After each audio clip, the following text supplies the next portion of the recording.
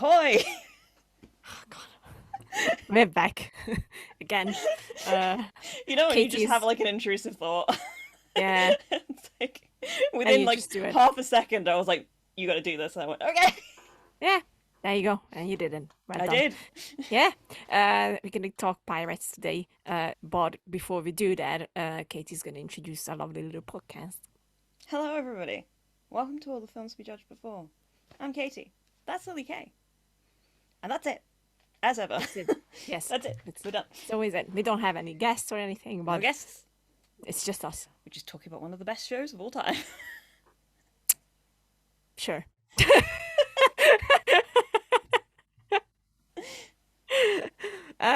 So obviously it's the Toby Stephens week, number two, and we swapped TV shows. Katie's never seen Lost in Space. We talked about it last time, and I've never watched Black Sails. Now we're gonna talk about it. I don't know if Katie's gonna be happy with what I have to say. I'm going to convince you you're wrong. You can try.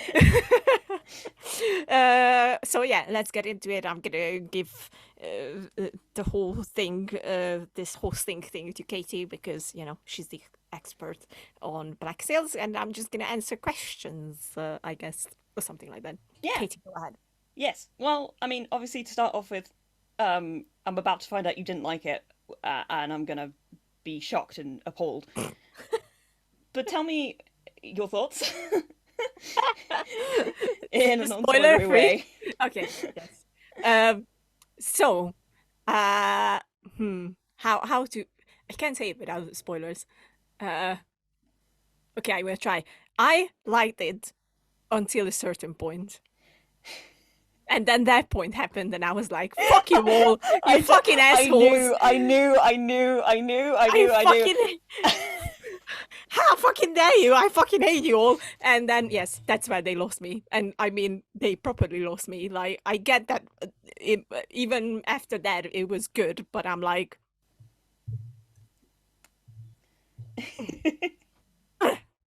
but otherwise, yes, everyone was great. I loved the cast. I loved it until that point, and after that, fuck everyone. But yes, Okay, now we've got that out of the way. Everybody yes, should watch Black Sails, just as a point before we get into it, because I do think this is one of the most brilliantly narratively told shows ever.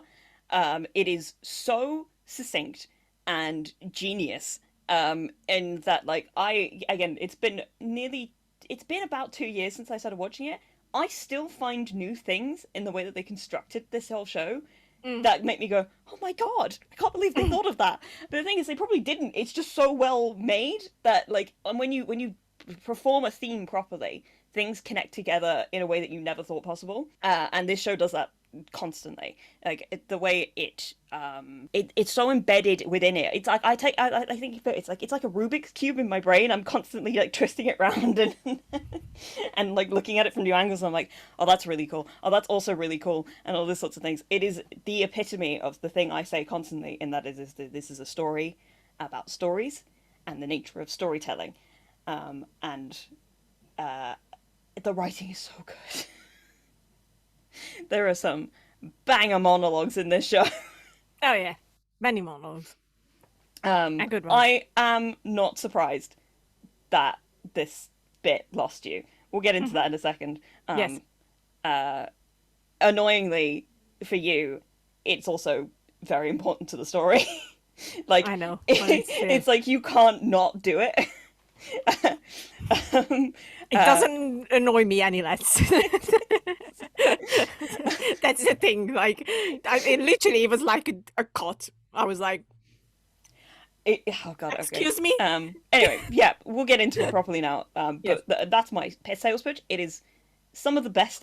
I mean, it's pirates. Everybody's amazing in it. It is, yeah. If you love like good, like so much. I mean, if you've got any interest in the Odyssey and Odysseus and any of those like basic myth stuff, Mm, this definitely is the show for you, because that is so at the heart of what the story is.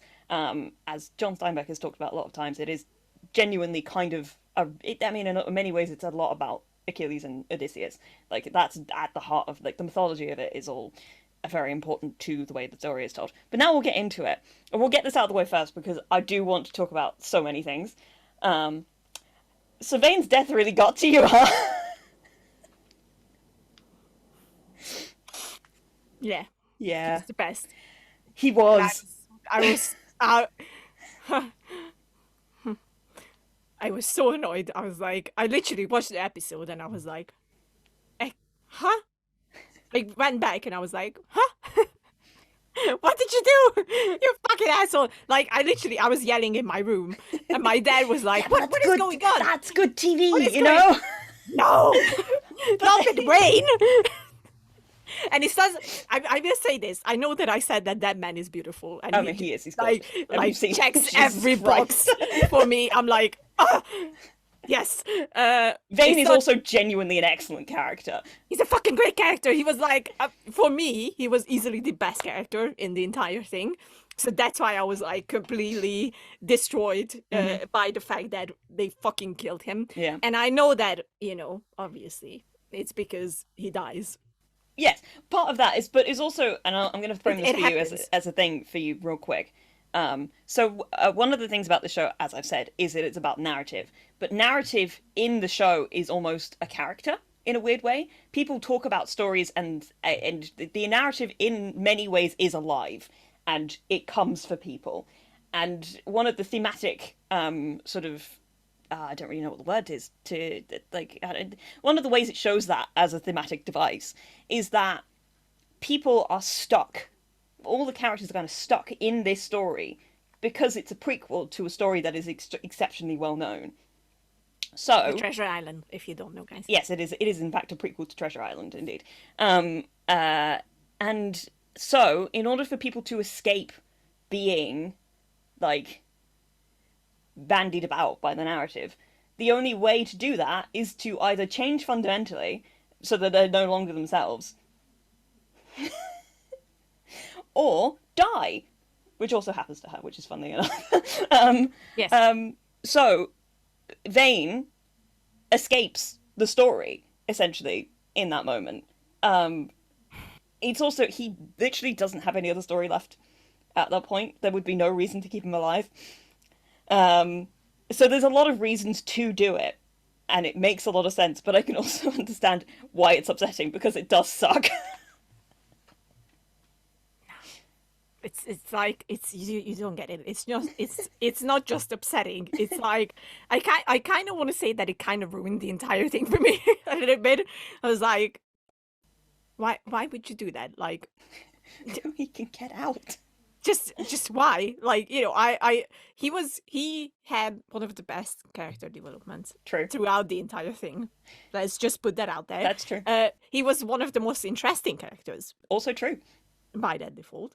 And he was gorgeous to look at. I have to put that also true. So, all of these things are true. So Vane, for me, I liked Vane from the start, but yes, I found his antagonistic relationship with Flint frustrating for a while, because for me, but like in that way where I was like, you two should be on the same side. I mean, they should be. That was the frustrating thing for me, where I'm like, you two butting heads is very irritating to me, because like it shouldn't, like and I think this just comes from me being me, and like can see where like certain things should go, because I can see the Matrix. So when season 2 rolls around and he basically has like this turn of like, nobody kills you but me, I was like, I'm obsessed with you forever. It's one of the coolest fucking things in the world. Yeah, because he's fucking cool. That's the thing. So I think that broke me. I'm not gonna lie. I think that's where I was like, oh, fuck you all. I really hope at some point that you could go back to it and watch it just like with the understanding of like really understanding why that it needed to happen, for the sake of the story and the way it was being told and all these sorts of things, as opposed to that initial like shock and awfulness and the way that like it, because like I know that feeling. I think season 4 needs to be appreciated. It is really good for so many reasons, but I really want to structure this a bit properly because otherwise we will just jump around a ton. I am sorry. It was extremely funny to me though the moment you started and you sent me a picture of Vane and was like, "Holy shit!" and I was like, "Oh no, she's gonna be so upset." I will. Do you think it would have been better for you if I'd warned you beforehand? No. Okay. No, because I wouldn't have watched it then. Okay. Like, simply, if you would have told me that he dies, I wouldn't have watched it. Okay. That's it. Because I was like, no. No. All right. Okay. How do I do? Where do we go from here? Where do we go from here? I was glad. I will say this, and many people will hate me for it. I don't care. When Guthrie died, what was her first name? Eleanor. Eleanor. I was like, yes, bitch. No, actually, that's a really good place to go to next, actually. We'll move on to Eleanor, because I think Eleanor's fascinating. Because in many ways she does suck. But I think that Hannah New plays her very brilliantly. She's great, she but like, is fuck the character. brilliant as a piece within the narrative. I mean, everybody is, because they all fulfill such an important role between each other. Because this is such a strange show in that it is a prequel to a fictional novel, but a lot of the pirates in here are real people. Yeah. So there's like a blending of what is true and what isn't true. Dare I quote dear old Jack Rackham at the end of the last episode? A story is true, a story is untrue. In the end, it doesn't matter. That's not exactly how it goes. I just can't remember it specifically right now. It's fine. Yeah. So yeah, Vane is in that way is very emblematic of that. In that he was killed in real life. But Anne Bonny is a real person. Jack Rackham was a real person. Yeah. I'm trying to remember my history. No, Long John Silver wasn't a real. I think he wasn't. No, that's right. Flint wasn't either, but Teach was. Yes. Blackbeard. Yes. And all those sorts of things. Eleanor is fascinating to me in that I don't like her very much. Okay. But like I like her in the ways that I don't like her, because that's where I find her extremely fascinating. In that way of like, she is to me the epitome of white feminism, which is fascinating. Because so one of the things that's really interesting about this show is that every character is kind of a mirror of each other. So many characters could be another character if they'd just gone in a slightly different direction, right? So in many ways, Eleanor is a lot like Flint, but she goes in the other direction. Yeah. Woodes Rogers is a lot like Flint, but he's in he comes from he comes from a different direction. Jack Rackham and Woodes Rogers are very similar in many ways. Flint and Maddie are very similar in a lot of ways, but they come from fundamentally different spaces, so they go in different directions. It's really fascinating when you start comparing them to each other, in just like an understanding of who they are as people and how they could have been if something else had happened to them, or if they were slightly different, if they came from a slightly different place, right? So Eleanor, to me, she is the epitome of like white feminism, in that she's like, she feels as if she's the most oppressed person to exist because she's a woman, but she fundamentally can never understand how much privilege she has. Like, she can never understand it. And her turn from being this, like, because she starts off, I mean, that fucking intro scene where she's like, oh, I'm just gonna go fuck myself. It's like, okay, Jesus Christ, woman, just like, come on. But she goes from being this like kind of pretty savvy, independent woman to being a wife, and she dies thinking like, oh God, Flint giving her the piece of the like not knowing that it's called the Spanish to Nassau is like heartbreaking. But like because she doesn't know that the man that she fell in love with basically was the reason she died, is the thing. That's all I mean. She goes in this really interesting, because she is privilege, like, incarnate. She will never really be a part of what it means to be a pirate, despite the fact that she made this space for herself. She got it from privilege. Like, I find her so interesting in that way, because she does suck. She does. Is the thing. But like in a way that is like, it's not like, oh, she's just hateable. she's like, there is always a reason for every character's decision in this show, and every character's turn, and it's like her arc is disappointing, right? Hmm. Where she goes from being, she goes from being this like independent woman to becoming like a something to be owned, Yeah. and she never really recognizes that fact. She thinks that she's gaining power, but she's losing it constantly. Which is why her and Max are also kind of like mirrors to each other. True. That is So true. fascinating. But like, yeah. So because you, when we started talking about it, you kind of, it seemed like very early on you kind of liked Eleanor, but very quickly turned on her. Is that, am I correct? Yeah. Yeah. Talk to me about that. Yeah. Because I have been talking a lot. I don't know. At first, it was like, okay, yeah. I Yeah. mean, you Yeah. know, she's all right. Like, I didn't really have any problems with her. Right. And then I don't know. I think it was still in season 1 where I Yeah. was like, just instantly, like, you're awful. Like, you don't understand basic things around yourself. I mean, Basically, yeah. No, that's exactly right. Yeah. yeah. And I was like, at one point, I was like, this character at this point is just annoying. Mm. Because a lot of things would be so different if she wasn't around. And But that's the could fundamental actually be, nature of everything. yeah, and it actually could go better without her. And, you know, especially in season 2, a lot of the problems were rooted in her and her decisions. And I hated that. I was like, bitch, fuck you. Like, why are you like this? I don't like you anymore. Mind you, I liked her for like 2 episodes or 3 or something like that. I think I liked her until the point. Was it Max? Because I mean, she does kind yeah, of fuck Max yeah, pretty yeah. awfully. I think that's, you know, until that point I was fine, and then that happens, and I was like, no, like straight up no to you, like you're awful. So when I was a bit upset because when I started season 3, yes, I thought that basically she just won't appear again. So we just, No. yeah, but no, she did It's at quite the end of fundamental the first to a lot episode. of the rest of the story, actually. Yeah, and then I was like, ah, shit, here we go again. And she just became worse. I'm not gonna lie. By the end of season, well, by the end of her, basically, which was in season 4, Yeah. I was like, oh, God, this is like, after the huge disappointment that's Wayne, I was like, yes, bitch. Fuck you. You deserved it. I hate you so much. It's not an unpopular opinion.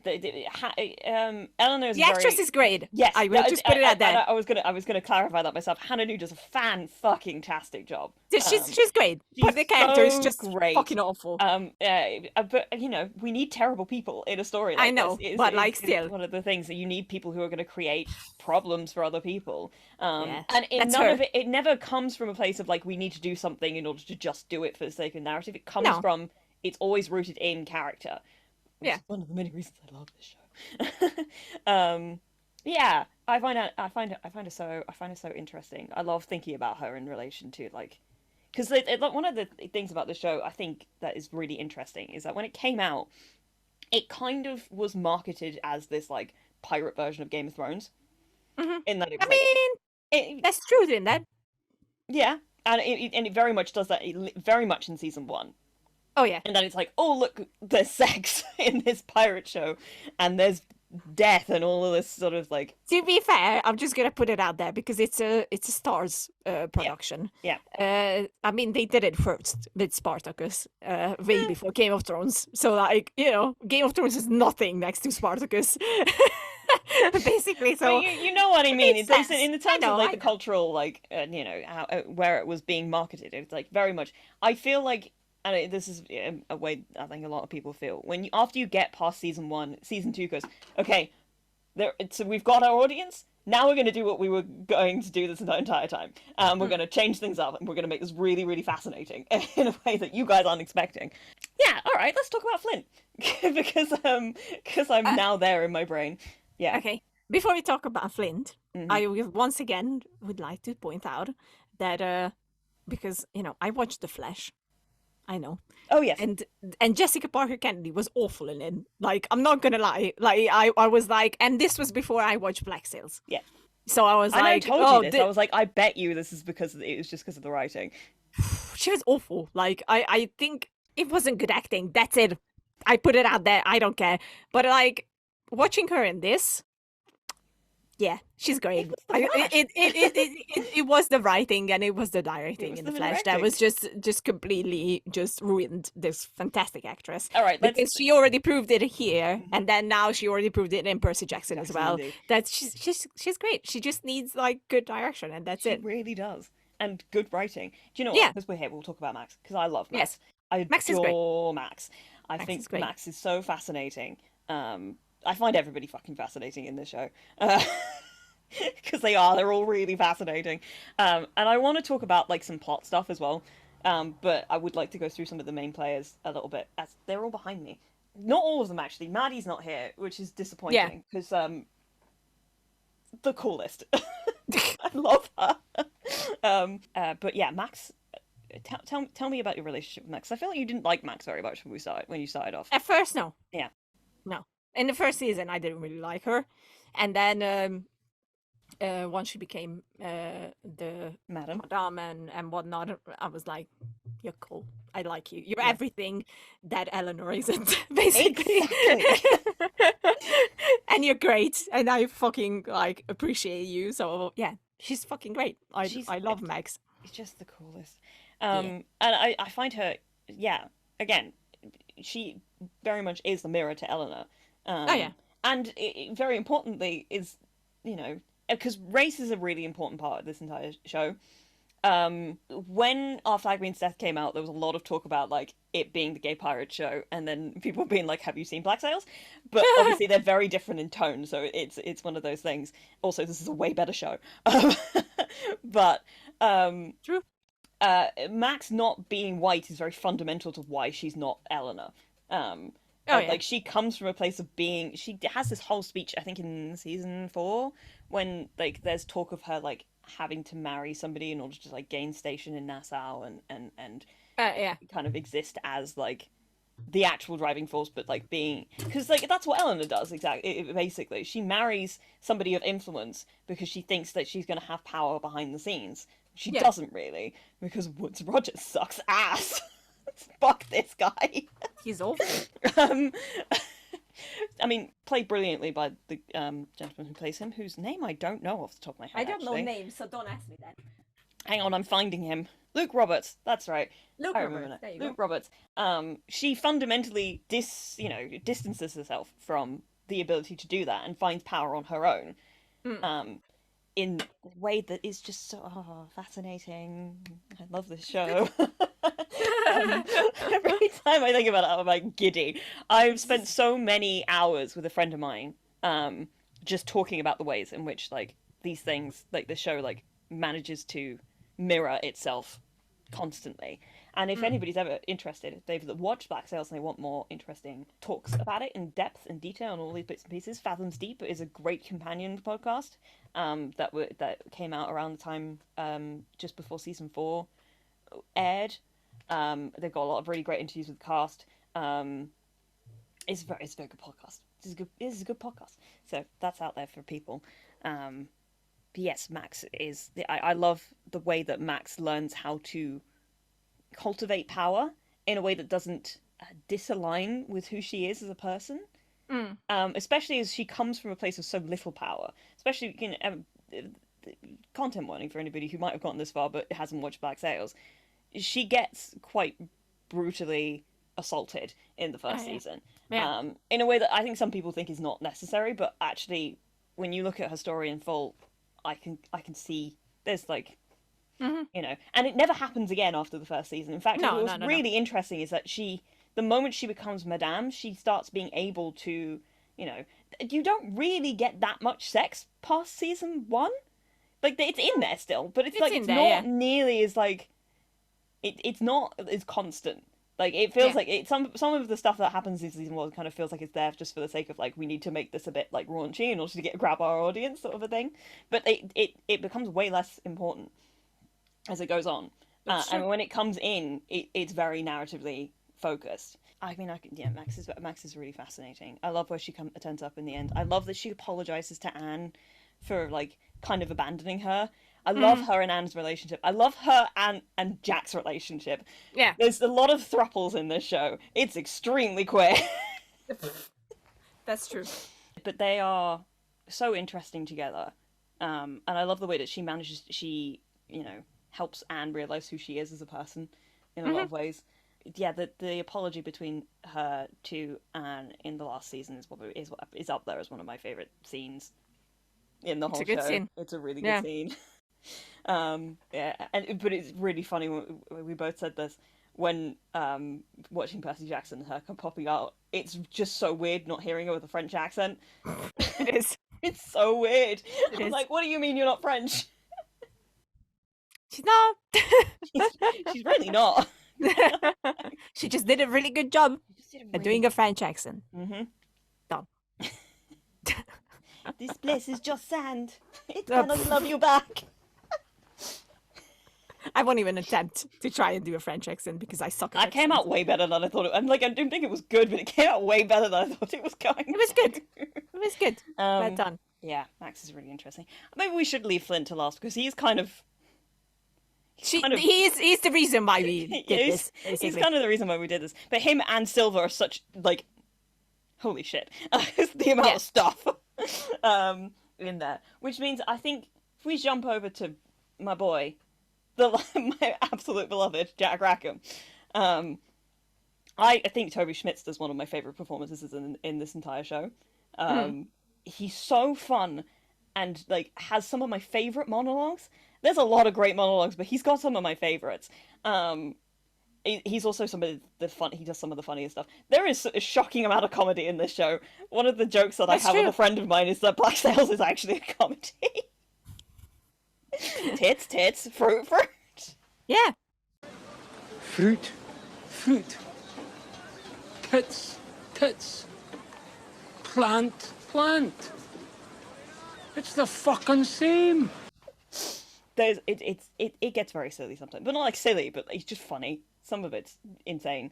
They had a sense of humor. They had a sense of humor, and it's fucking fantastic. I love Rackham so much. I know you probably don't have that many feelings about Rackham, but I would like to. Not really.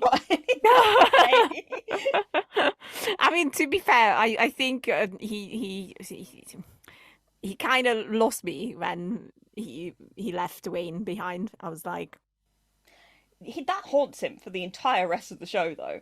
He did and Vane did what he did to save everybody else. I know, but still, I was like, come on, man, it's Wayne. Why? He would have.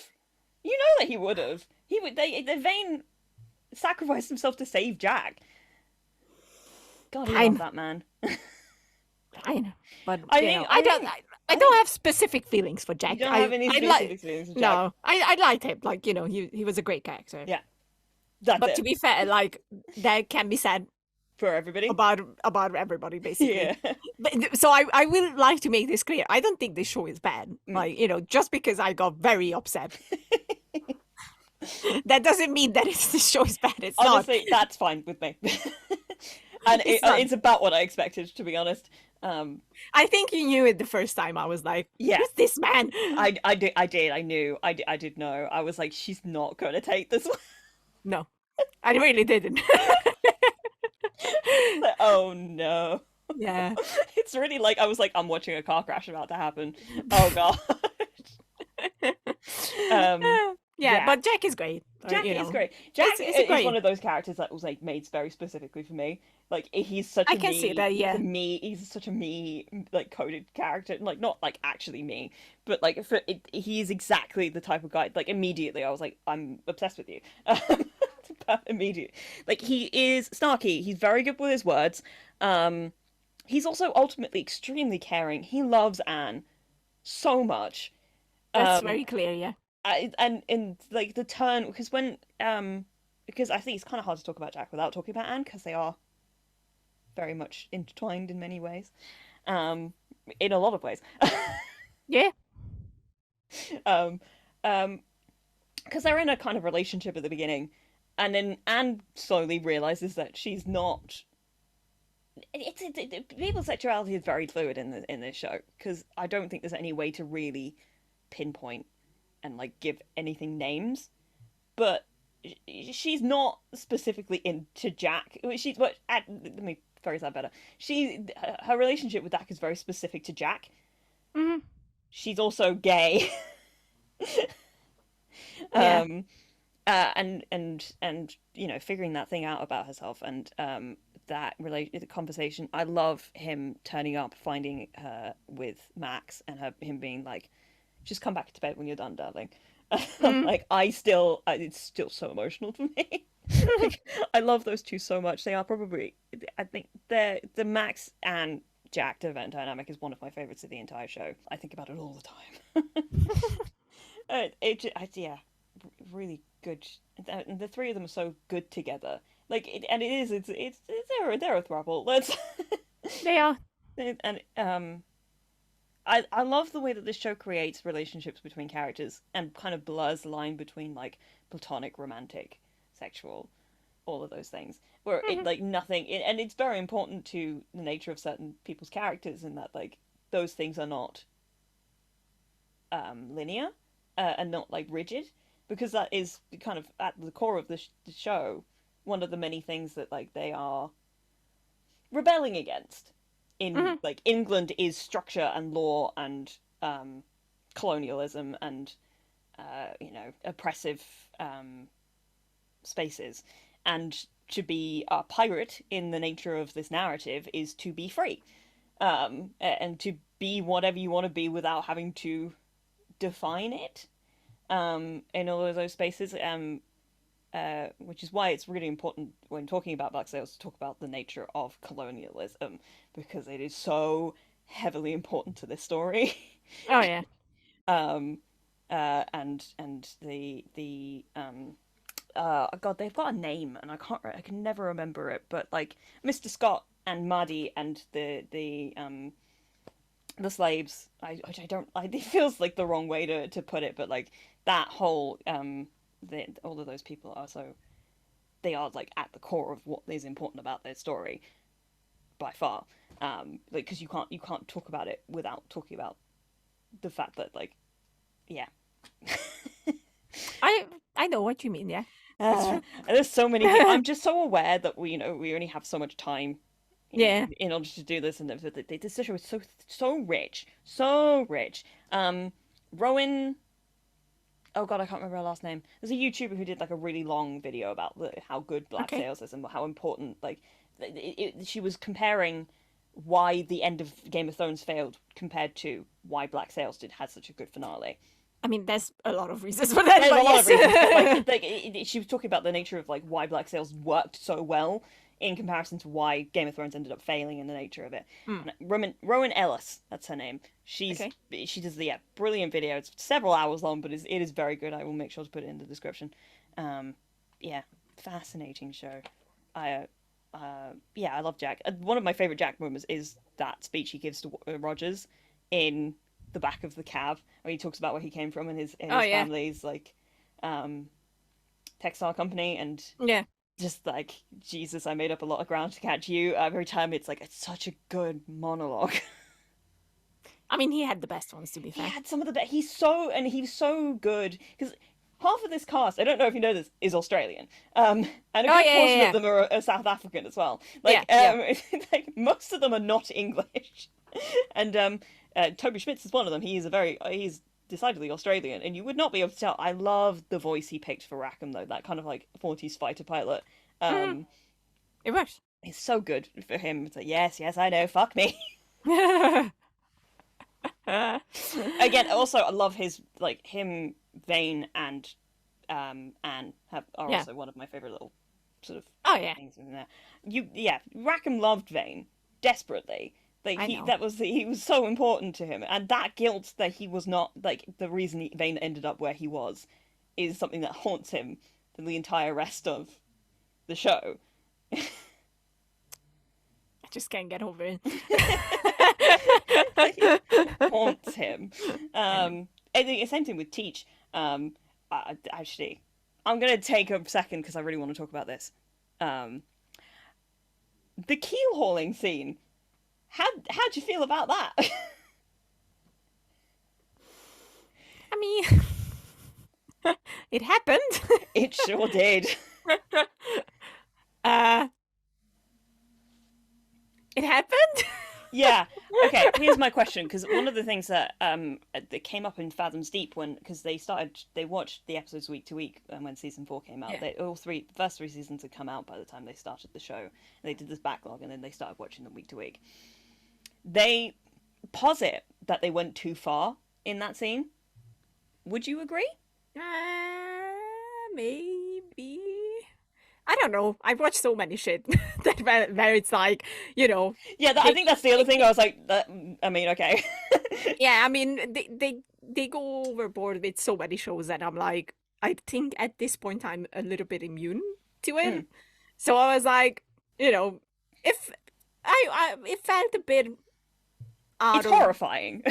yeah, and it felt a bit like it's not really fitting to the show, but then in the context of the show, yeah, It made sense. Like, yeah, I find it's I mean, it's horrifying.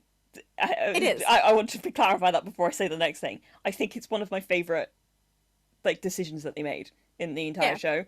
It is the stuff that happens in that scene is so juicy because the entire it is horrifying. I think I watched the entire thing with my hands clamped over my mouth in like how graphic it is. Because I don't think I knew what keel hauling was until I watched that. I think that's the other thing. I knew what it was, so I was like, I was prepared. It's like, so it was just sort of like, holy, I mean, fucking hell. But it also, like, one, it sets up just how awful Woodes Rogers is.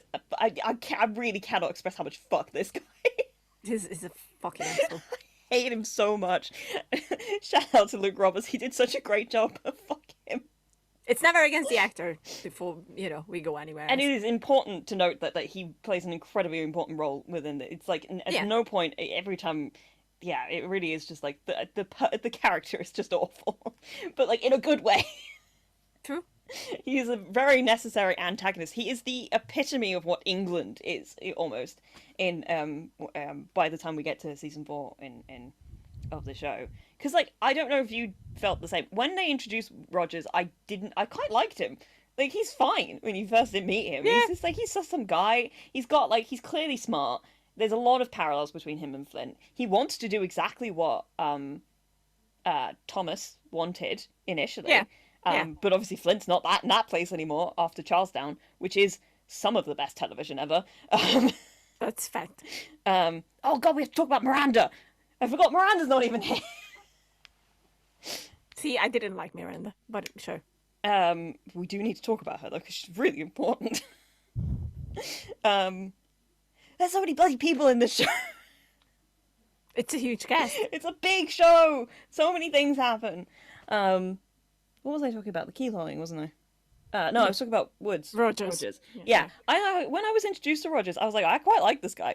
And then they do a very good job of villainizing him the moment we get back in season 4 with this scene where, yeah, but also, because, I mean, he just is cruel, but, like, doesn't have the balls to be as cruel as he wants to be, which I find fascinating. They try to kill Blackbeard, and they fail in the way that they wanted to. Because Blackbeard said, fuck you. Yeah. Also Ray Stevenson, it's just... Oh god, Ray Stevenson's so fucking good in this show. Yeah. It's still, like, it really hurt to watch It his scenes did. now. Yeah.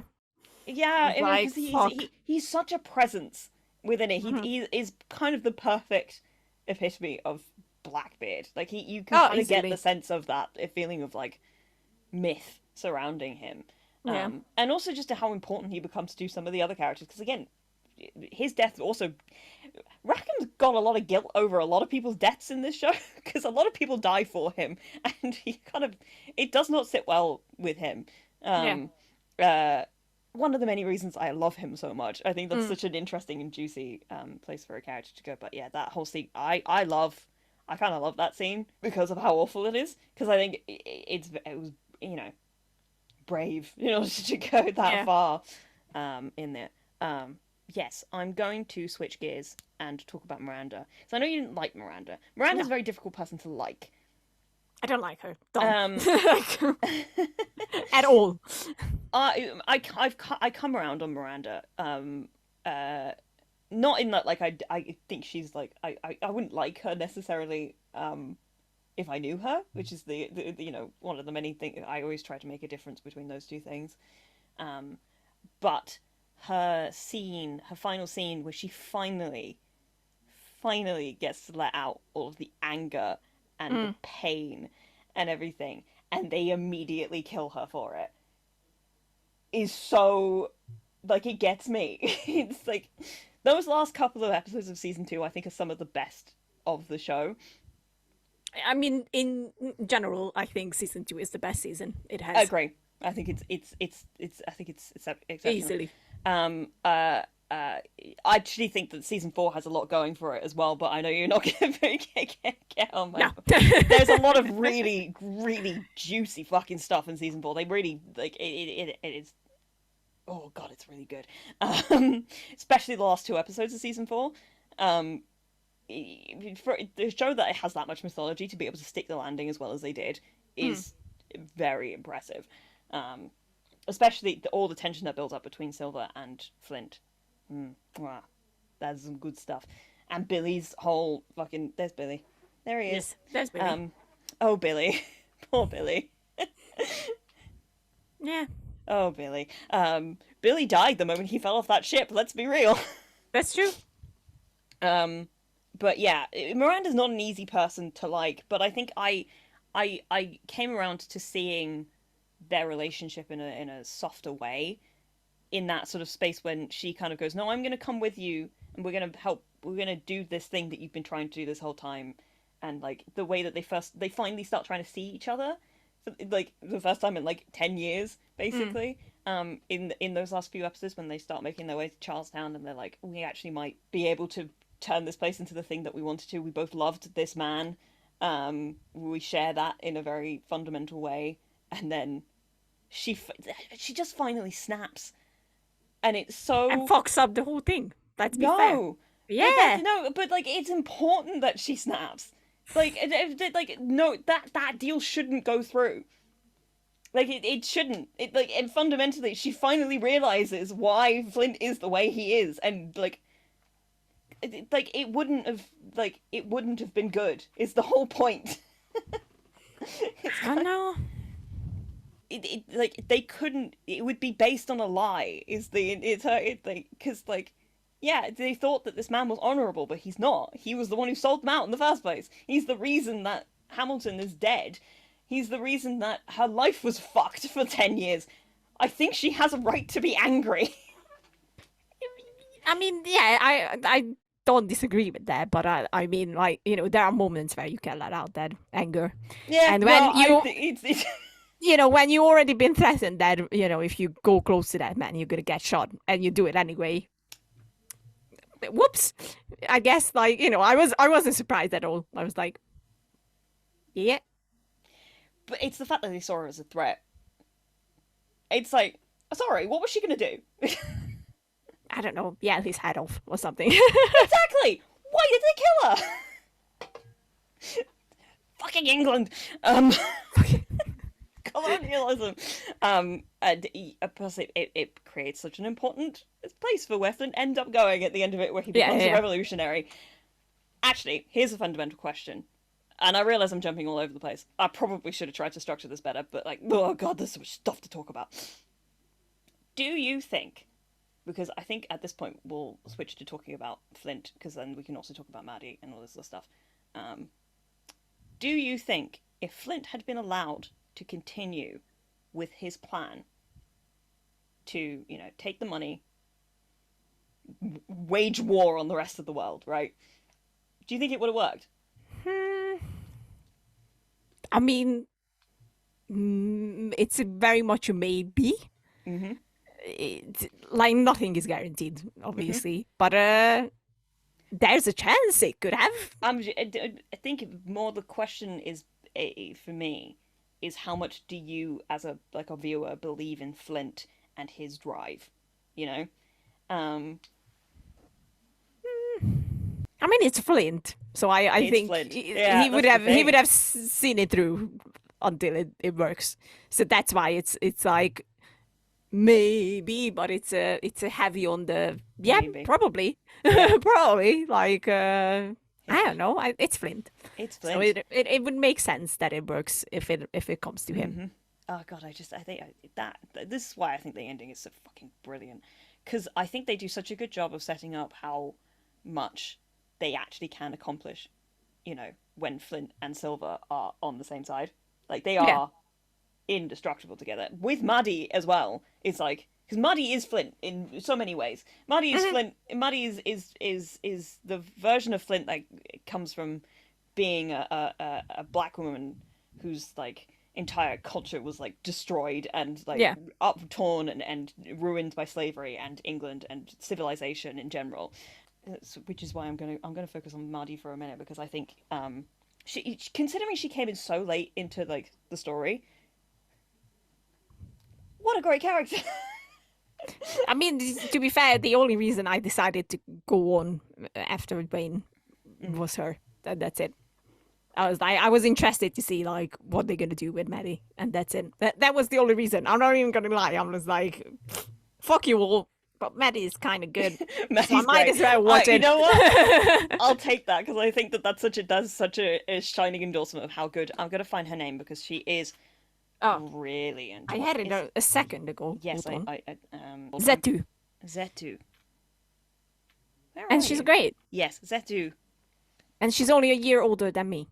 She's so good. She's such a, and she's got such a sense of like she has the fire. She's got like she's such a like driving force for so much of like and I fundamentally believe that if Silver hadn't been Silver the entire time and they had stayed steadfast they would have changed the world like that. I kind of am like I'm a bit mad at Silver guy. Like, Yeah. It's such a I think it does such a good job of setting that whole thing up really in that you can actually believe that these three people could have changed the world if they had continued on the path that they were going on, and you really buy into it as well. At least I did. Oh, easily. Yeah. It's like Easily. fucking tear it all down. Fuck everyone. Fuck England, destroy it all, do it. Yes. War. Yeah, all right. Marty's great. Maddie's great. I love Marty so much. Yes. I love the way that Silver says Marty because it's like it's not Maddie, it's Marty. Very Marty. important, Marty. So Flint and Silver, how to talk about that because they are such big. Let's talk about Silver first because I think Silver's arc, growth, change, fundamental not changing over the course of the entire show is one of the most interesting parts of the whole thing. I know I feel like I've said that about everything, but it really is. Do you have many feelings about either of them? I think it's probably the first my starting question when we get into the Flint and Silver of it all. Well, Silver was, I liked Silver at the beginning, and then I hated him, and then I liked him again, and then I hated him again. So it was a very confusing thing going on with him because he's a beautiful man. Yeah. Just gonna put it out there again. Not as beautiful as Wayne, but like, I'm not blind. I highly recommend going and finding Luke Arnold's what's it called, Instagram account, because he started doing this thing in the pandemic where he gets into pajamas and he reads the first pages of books. Nice. And he's just gorgeous. I'm gonna check that out. Yeah, I was, I read Treasure Island, so like I was most interested at the beginning in Silver and Flint and how they're gonna deal with that. They did good. I'm not gonna say they didn't because they did amazing. I instantly went and watched Treasure Planet. See, when I finished it, I watched The Muppets Treasure Island. There you go. Which is so funny to watch after this show. Yeah. I mean, like, damn, I can actually see where a lot of these characters came from if I actually picture them. Yeah. So like, it's like, but I think, they did them justice Mm-hmm. with both the castings. I will put that out there sure. quickly because it's both of them are great in the role, and they just make sense. You know, like the whole distrusting Flint makes sense. Everything just makes sense in there, and I like that it's not like a straight up I like this man and that Yeah. man. It's like a very confusing feeling with both of them because there were times where I was like, "Fuck you, Flint, you're fucking awful." Yeah. Killing Gates in the first season is definitely up there Fucking as one of awful. them.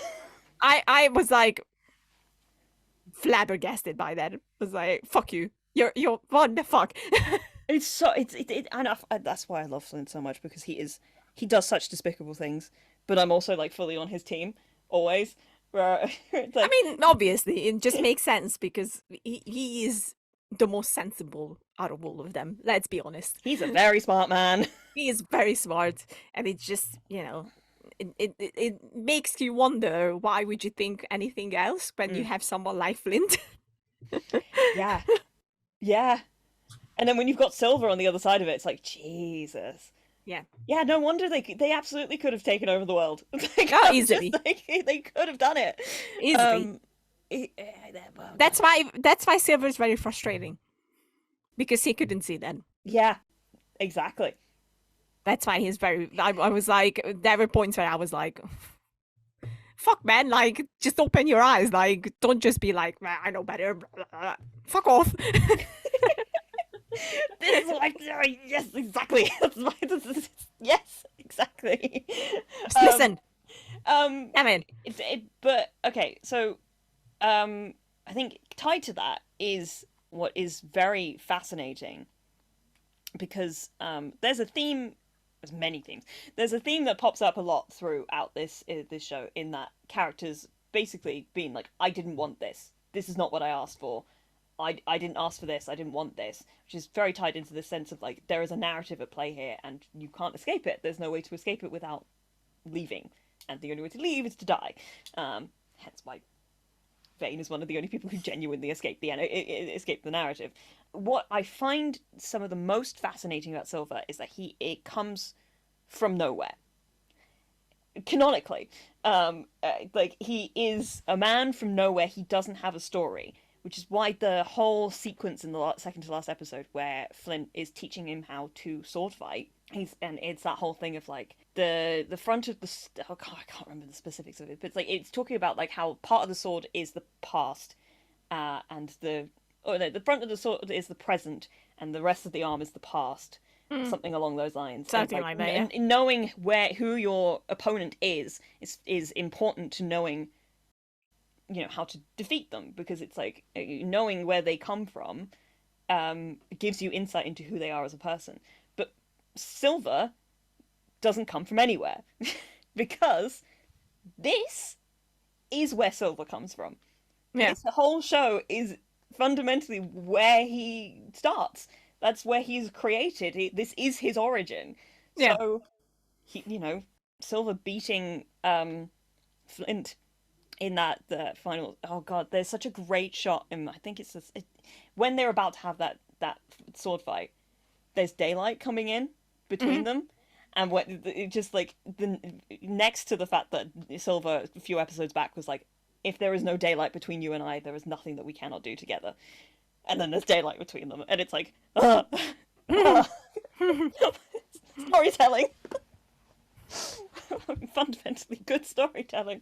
I find that is why I find Silver so interesting, at least for me, because he would never be able to see.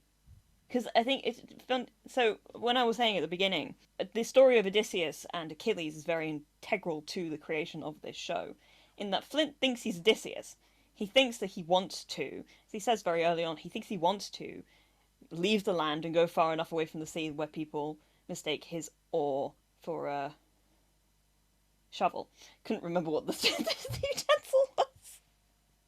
Gotcha. It's not really a utensil, it's a tool. Never mind. It's a tool. It's a tool. But fundamentally, Flint is Achilles. He wants adventure. He wants revolution. He wants to create something else. Silver's actually Odysseus. He just wants to go home. He wants peace. He wants to not... Because, like, he never wanted to be a pirate. He just stumbled into this the entire time. Basically, yeah. Lied about being a cook. Cooked a really bad pig. He tried. What the fuck did you do? Thank you. I'm glad someone here likes me. What the fuck did you do to that? I cooked it? You absolutely did not. Black Sails is a comedy. It does have, like, you know, some very good comedy in there. Truly, Let's be fair. The best line reads I've ever heard is Flint when Silver comes in, like, to save Flint on the ship in the beginning of season 2. Yeah. And he comes in and he kind of, like, points the gun at the two guys that are holding him, and then he's like, right, now what? It's that thing where he goes, do I really have to fight him? And something about the way that Toby Stephens does the line, he hits a note that it's just, like, inaudible to human ears. The fuck did you think was gonna happen? Shoot this one. He'll get to the pistol. This one has more scars, more fights. You've got a better chance against this one. Not if he shoots me first. You can beat him to it. Do it. Quickly. So I actually have to fight him? Well, what the fuck did you think was gonna happen? It's so good. Oh god, it's so funny. But yeah, Silver... God, what was I saying before all that? There's so much to talk about.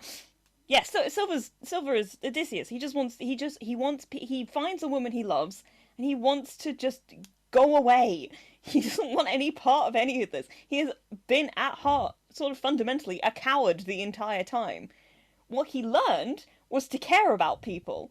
I love his shift from the end of season 2 when the crew sticks up for him. And he ends up losing his leg for them, and then he becomes like, I'm going to protect these people with my fucking life. Yeah. Sort of thing. It's very delicious. But yeah, fundamentally, he just wants to leave, and that was the way it was always going to be. Because when you go and you consider the story of Treasure Island, and you think about it in context with this, it's like he regretted that decision for the rest of his life. Very true. Like, he knew that he could have changed things, and he fucked it. He did. That's the truth of him. He really did. And then on Flint's side, how did you see the reveal about him and Thomas Hamilton coming? You mean the reveal that they were together? They were together, yeah. No. Did it change how you saw him from that point forward, or or did it like recontextualize anything for you? Not really. Not really? To be honest, no. No, because Okay. you know, I look at these stories where we like, you know, it's part fictional but part real life in a way, where, you know, homosexuality and things like that always existed. Oh, sure. That's not really what I was going for, but yeah, go, keep going. Yeah, but like it's for me, it just makes sense. Like, you know, it happens. It happened back then as well. Yeah, Famously, Rome had like bathhouses where only men were involved with men, and that's it. So it's like, you know, it was like, eh. So I like that this show doesn't make a big deal out of it. Sure. Like, I'm like, this is how it should be.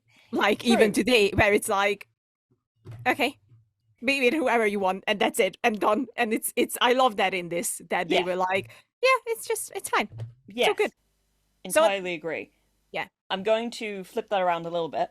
Yeah. And say that, yes, because like I think that we get that in the context of like what it means to be a pirate. You know, like there is that fluidity and that ability to just be whoever you want to be. But I think it's also very important to recognize that it is the reason that Flint was cast out from society. Like, it was the reason that he and Miranda got sent away. It was the reason that he was denied. Like, he was already considered to be not as pure as other people because he came from poverty. And then they found out that he was supposedly this, you know, they considered him a monster. Like, and which is why I'm asking if anything recontextualized for you, because there's a fight between him and Miranda that happens in near the end of season 1, where he goes like, where he's like talking about his like tirade against like England, where he's like, no, I'm not forgiving them. They considered me a monster. That whole thing. I can't remember the specifics. It's very early on, and like it reads very differently when you realize that like they considered him a monster because he fell in love with a man, and that's it. Oh, okay. I'm not gonna lie. I didn't think You didn't put that yeah. far. Yeah. I didn't really put it together. Did you see what I mean? Yeah, it makes sense. Yeah. Yeah, it's but it's very interesting in that way because, it's why, like Maddie's considered something other because because she's black and because she comes from Africa and because she's considered a commodity. Flint is considered something other because he fell in love with a man. Yeah, and that's like it. Like he's not good enough. Suddenly, he is an abomination. They are monsters in the eyes of like this great civilization. the civilized people. Yes, exactly. Civilization in quotes is exactly right. Hello, Editing Katie here. Just wanted to clarify, I don't think that Muddy's, commodification, the racism, is somehow less than Flint's, being cast out for being gay. Because I feel like it comes across that way when I say it. Like I said, it didn't flow the way I wanted to. So obviously, those two things are not comparable in the way that I was talking about it, right? I merely meant to discuss that Flint did one thing, or was revealed to be one thing that he was not, obviously, from just looking at him, and they immediately cast him out. It was more to highlight the shallowness of society in England and all that sort of stuff, in that, if you're not white and straight and perfect and all these that comes from money, then therefore you are not worthy to be among us. That's all I was going for. I think I find that really fundamental to everything that happens next. Plus, it's really, really funny to me, and this very much happened. They tricked everybody, like all of the, all of the like sort of like hard masculine people who were like watching this pirate show about like the big dudes, lots of violence, lots of sex, all this sort of stuff. And then halfway through the second season, they're going, by the way, your hyper masculine like hero figure, he's gay. Yeah. Deal with that. And it's like, delicious. I love it. It's such a great, like, it's not even actually that much of a juxtaposition, but when you think about it in terms of like the way that society views homosexuality, and especially back then, it's like he is hyper masculine, he's very violent and all this sort of stuff, and then they considered him not suddenly like it's something weird and other and gross and all this sort of stuff. Like he suddenly wouldn't be able to do the things that he's still an incredible navalman. And is the reason why they win so many of the I nearly called them boat battles. The boat battles. Battles. As they go on, like he doesn't change as a person. Shocking. What a surprise! What a surprise. But it is still it's like fundamental to the root of who he is and why he then ends up becoming so ingrained in the like they call themselves something and I cannot remember what it is. This is of Maddie and her people. Oh, it's not gonna come to me, so don't look at me. They had all of the But I revolutionaries, but we'll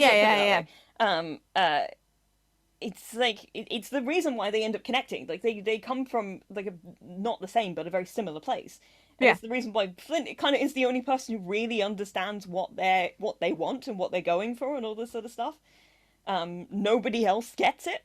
Everybody else goes for this like sense of like, we have to make a deal with them. We have to kind of vaguely assimilate with them in order to become like something. So because like I think Max and everybody come out very well at the end of it. That they manage to kind of find this balance in a way that does make sense for them, but also is still a slight concession to England, right?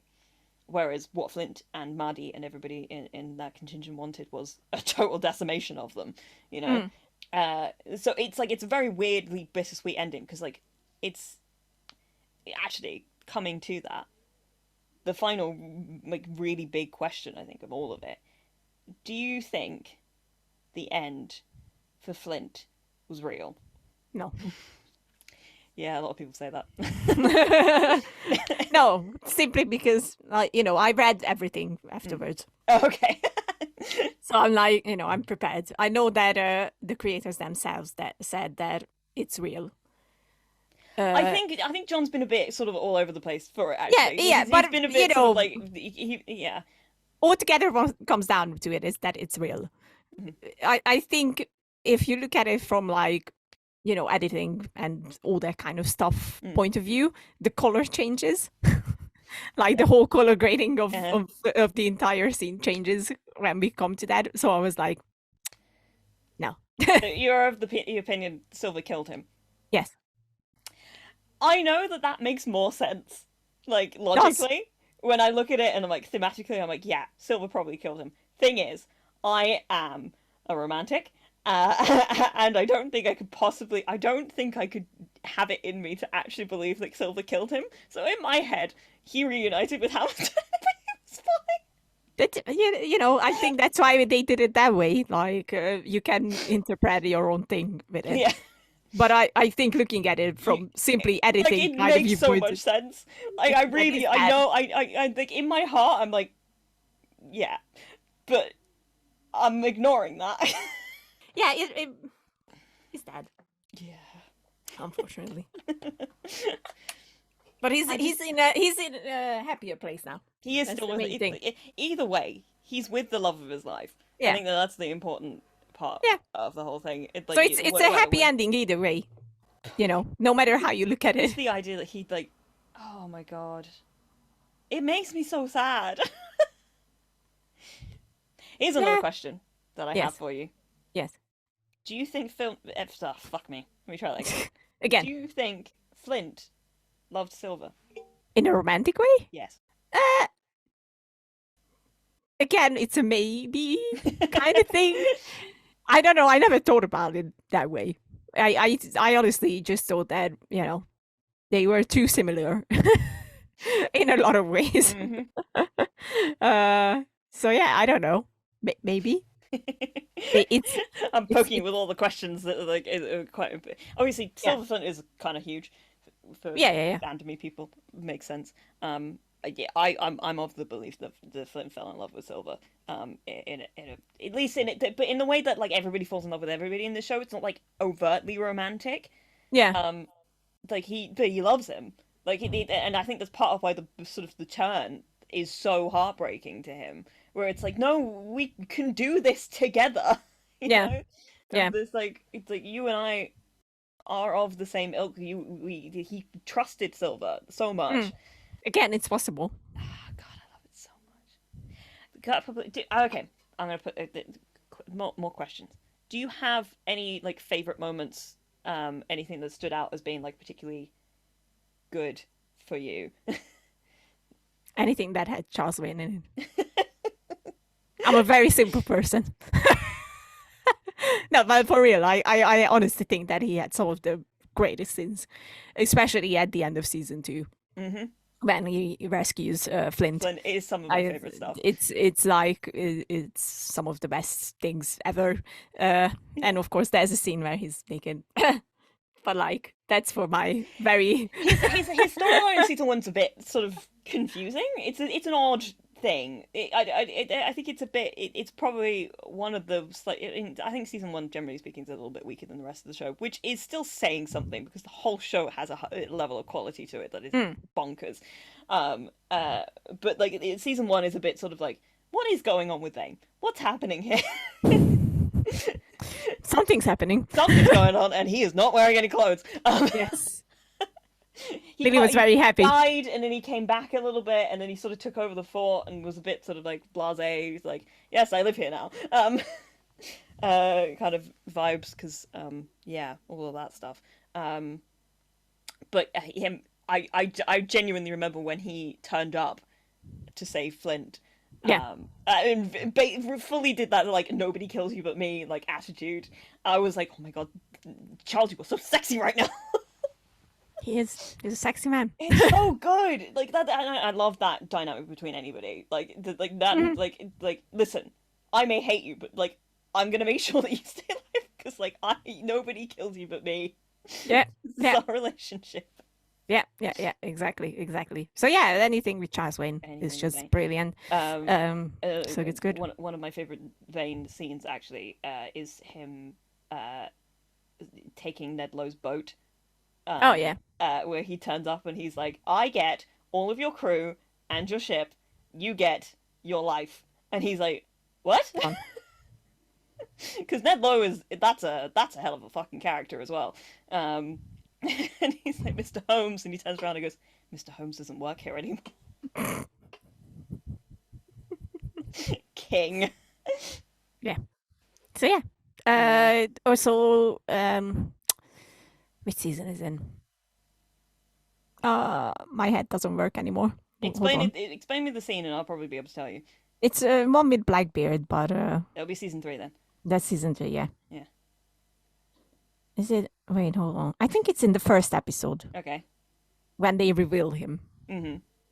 It just works. It's really good at entrance. It just works. I was like, I know exactly who's gonna come in, and you know, it's kind of clear if you know anything about this story. Yeah. But like, yes, that's Blackbeard. It That's works. Blackbeard. Yeah, for real.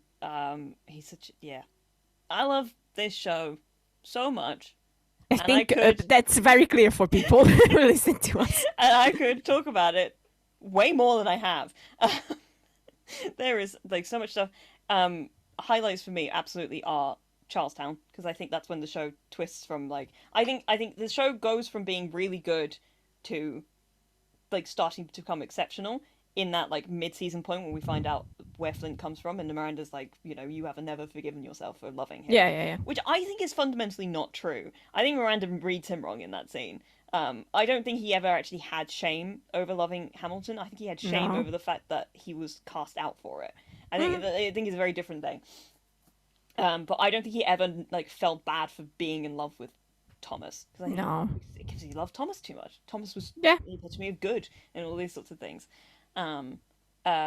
But I think it goes from being like, oh, okay, we're doing something different here, to like, this is a phenomenal piece of television, to in those last, like, I think from like episode 8 up to episode 10 when they start Yeah. into Charleston, and then Flint's decision to be like, we are blowing this town to fucking hell. It's And so now, cool. and then you go from that into season 3 where you've got Flint just like completely listless. The whole bit where they become overcome, and everything goes to shit, and Silver's trying his best to keep everything together, and then Flint just kills those two guys, and he's like, if you don't have the ability to do what needs to be done, and then he goes into his room and cries, and I'm like, oh my god, I love this character. He's just something so awful, and I'm feeling so bad for him. Yeah. And He Toby never Stephens wanted is to be king. this guy. Yeah. So good. I also love the fact that Silver genuinely thinks that Flint can control the weather. Because, like, in the episode, he goes off and he takes him off on that boat to, like, see if the whale, or I think they're sharks? They're sharks, aren't they? I think they're sharks. Yes. Are, like, viable to eat, and then they go hunting together, and they come to this understanding where Silver's like, I sold you out, like, so, just so you're aware. Like, now we're all on the same side. And, like, his understanding that, like, he's the only one aware of the fact that they're in a story. Yeah. Everybody's like, what the fuck are you talking about? Flint is not God. And it's like, I mean, Maybe he is. he might be a little bit God. It's a Actually, tiny bit. he's a little Yeah. bit, like, a bit too, like, he is the main character. It's definitely the truth. Yeah. Please watch Black Sails, people at home. If you've gone through this whole thing, we've spoiled so much for you, but, like, please watch it. It's so good. It is Also, good. everybody looks Despite great. my freak out at the beginning. Look at all these fucking... They are beautiful people. I mean, I was looking at the costumes, but yes, also the people. Oh, Yes. I'm just I have thinking a about simple the pirate aesthetics are stunning. I love it. I'm not gonna lie. I will make a confession. I think this show made me realize that I am not really into the pirate kind of storylines. I don't know why. It's just I don't think it's for me. It's like it's the whole concept that you're at sea for a really long time, and It's really it's just the like specific like. Yeah, it's like I couldn't live on a boat. It's not for me. Yeah, no, it's not for me. It's not for. I love the people, but it's not for me. Like I think if I would have lived during Black Sails times, I would be like, no, I would be living in like on an island or something. Head to Nassau. Oh yeah, easily. You just live Yeah. in Nassau. Although to be fair, Nassau doesn't seem like it'd be actually that good of a place to live. Maybe it's not. A bit, Yeah. It's a bit all over the place. I will finish because I think Yes. we've talked long enough. I'm aware that I've dragged this out. We a lot went longer over than- time, yeah. I'm so sorry. It's fine. It is so You much will to edit talk it, about. so I'm not gonna complain. Whatever. One of my, and it is very silly. There's one of my favorite memes that I think about all the time. There's a scene in season 3 when they go back to Miranda's house, and Yes. he brings Vane with him, Yes. and Vane has this whole thing about like, why would you want to own like these like this chinaware and all this sort of stuff? And Flint's like, well, isn't this like what we're fighting for in the first place? Is like, isn't to be able to make a home and all this sort of stuff? And Vane's like, no, not really. I just want my freedom, man. Which is just such an interest. Like immediately, it's like that's where these two characters sit, fundamentally different from each other. But there's a meme that I think about it every time I look at that scene where it's just Vane's face and it just says, "Why do you, as a man, own cups?" It's just every time it's funny because it's like, yeah, that's them in a nutshell. That's all you need Yeah. to like fundamentally sum up both of these characters. Why do you? It's very true. Why do you, as a man, own cups? Why? That's the question. Why? Oh god, it's really it's great. It's a good show. Everybody's in it amazing. Yeah. And that wasn't a sentence. It works. I think we can understand what you mean. Yeah, despite me being, angry with it for obvious reasons. Yeah. And very understandable reasons. I will think just- so, yeah. It's a good show. I'm not gonna say it's not. I never said it's not a good show. It is, and it's like it's very exciting. It has good storytelling. It has good characters, and it has very good writing as well. Yeah, why? Just why? You kind of lost me there. Okay, but you have to admit the way he died was the coolest thing in the world, though. I mean, yes, obviously, It was but like it's he literally heartbreaking. just went, "Get on with it, motherfucker," and walked into the noose. Nobody's been doing it like him. It was still it's very sad. Still, It is sad. I love that man. He was the greatest. That's the message. I'm gonna leave with the word. Jack Rackham would agree with you. That's why we will be besties. I fucking love Jack so much. I don't talk about him that much, but I really love Jack. I love every single monologue he gives in that entire show. Fair. He's so fun. That's fair. That's fair. So yeah, it's a good show. Watch it. Good show. It's worth it. He's... And it's complete. Like, It's a once complete again, story. yeah, it's not one of those they got cancelled halfway through. It's like it's a complete story, and it's 4 seasons, 38 episodes, I Correct. believe, and that's it. Easy peasy lemon squeezy. And I left out so much stuff.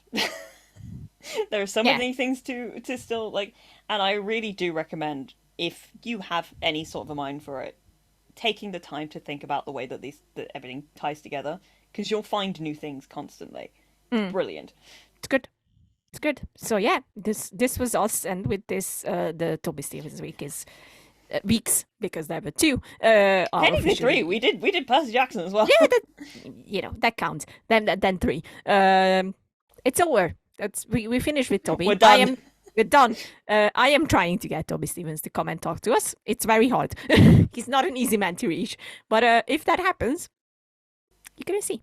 You're gonna see about it on our channel, hopefully. So I'm trying. Anyway, we will be back. So follow us everywhere. Twitter, Instagram. We have an Instagram as well, by the way. And we have our personal spaces. Follow that as well because we're funny and fun and all that. I do art. Katie does commentary on things that she likes. I don't use my Twitter nearly as much these days just because it's dead. It is dead. It's a dead website. Fact. But every once in a while, my Instagram is probably the best place to keep up with me actually because I do post a lot of stuff there. Yes, and I now have a website where you can buy all my I was art. gonna say, go support Lily's business. Yes, please. Please. I need it. I don't want to be poor. And it's good art, I promise. I put art. my heart and soul into it. So There's t-shirts sometimes. yes, t-shirts and tote bags and all that fun stuff that people are, loving. I don't know. You said you like it, so I put it up. But anyway, that was us. Subscribe. Thanks for listening to me ramble. Yay. Watch movies. Watch movies and this show Bye. very specifically.